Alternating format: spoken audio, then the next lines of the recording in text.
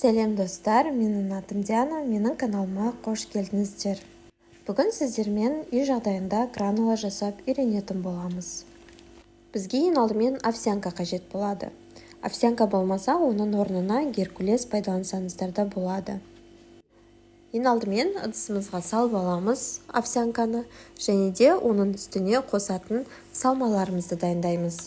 Бізде ең алдымен грек жаңғағы, изюм және де құрма.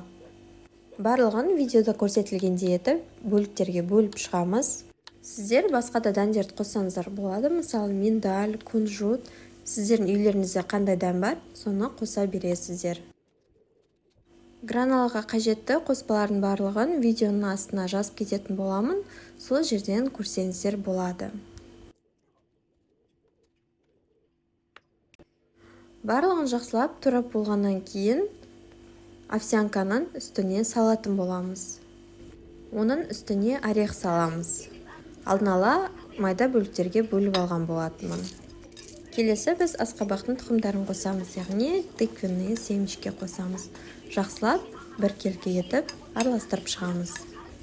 Барлығын жақсылап бір келке етіп араластырып болғаннан кейін оның үстіне ерітілген сары майымызды қосып, жақсылап араластырамыз. Енді осының үстіне 70 грамм таза бал қосатын боламыз. Балды осылай өлшегіштің көмегімен өлшеп қосатын боламыз. Енді барлығын бір келке етіп араластырамыз. Листке арнайы пергамент қағазын төсеп, оның үстіне жаңағы дайындаған гранулаларымызды салып шығамыз. Қасықтың көмегімен листке бір келке етіп жайып шығамыз. Қызып тұрған 160 градус духовкада 25-30 минутта пісіріп алатын боламыз. Әр үйдің духовкасы әр түрлі болғандықтан, осы 25-30 минут пісіру аралығында 5 минут өткен сайын осылай духовканы ашып, қасықтың көмегімен араластырып отыратын боламыз. Себебі пісіру уақытында шет-шеттері қарайып, ортасы піспей қалуы мүмкін.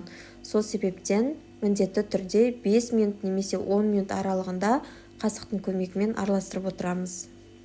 25 уақытта пісіп шыққан болатын, осы аралықта 3 рет араластырған болатынмын, яғни міндетті түрде шетінен ортасына қарай араластырып шығу қажет, себебі шет-шеттері тез піседі. Осы рецептпен гранула жасап көріңіздер, барлықтарыңызға ұнайды деген ойдамын. Ас болсын!